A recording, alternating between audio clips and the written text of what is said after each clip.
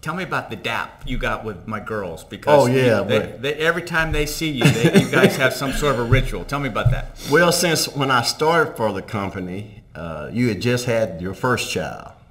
So as the other ones come along, I got a chance to meet them.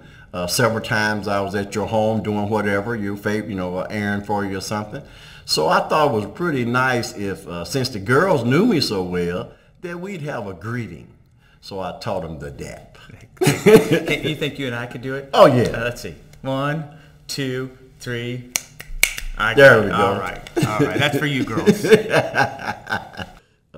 I feel I'm part of the Oddo family. I agree.